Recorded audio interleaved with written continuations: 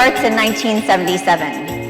And in 1977, that's 2 years after the Vietnam War ended. Long enough for my parents to make the impossible decision of leaving the only home they have ever known. When the very real likelihood of death and the promise of hardship, if you should survive, are better options than staying where you are, you know that there is human suffering. And after quite a bit of time, we finally reunited as a family and settled in Houston. And so just as we didn't survive on our own, we certainly did not thrive on our own.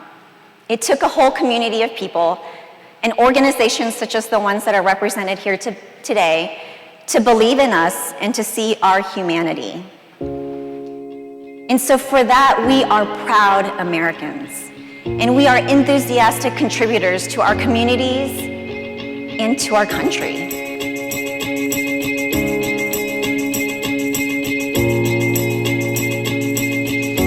So it was just a moment of quiet.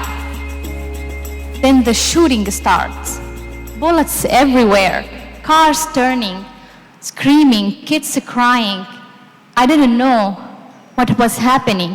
I was so scared, crying, and I felt even guilt that I put my kids in this situation. But my purpose was so big. I wanted a safe land for them. So, arriving to Houston, I loved Houston. I loved the weather. It's very close to our weather in Baghdad.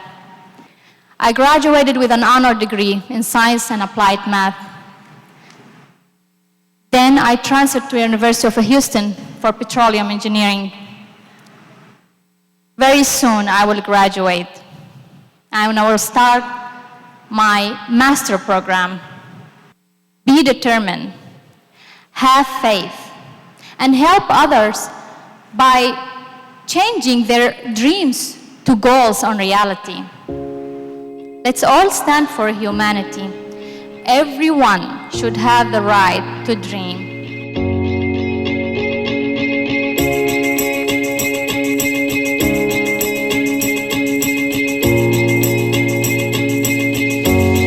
One night in Kabul, Afghanistan, armed men stormed into our community shelter and rounded up all the men present, including my father, with the intention of taking them to the front lines.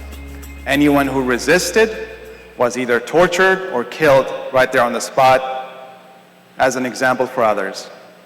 I believe to be an American, you have to be the protector, the promoter, and the supporter of three values. 1, resiliency.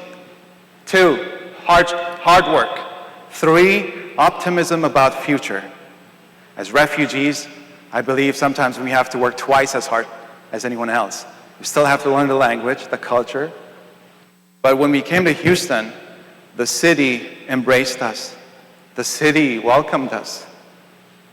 The beautiful nonprofit organizations that exist to serve the refugee population, you guys have made sure that all the refugees that come here, they get nourished with love, with kindness, with respect, so that they could live up to their truest potentials and serve our community and our country.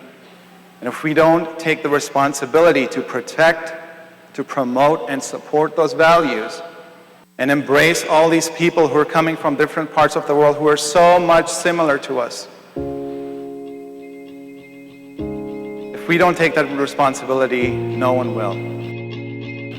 There are a lot of refugees now, going from Eritrea to Sudan to Ethiopia, staying in camps. At the camps, it's not easy to cross the border.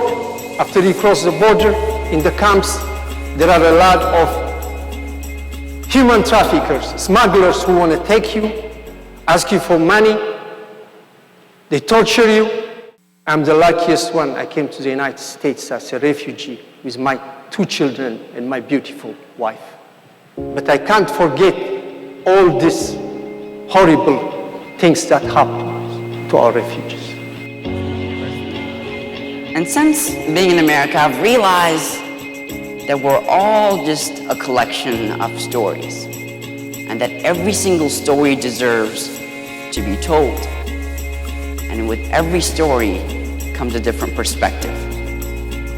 And with every story comes something new.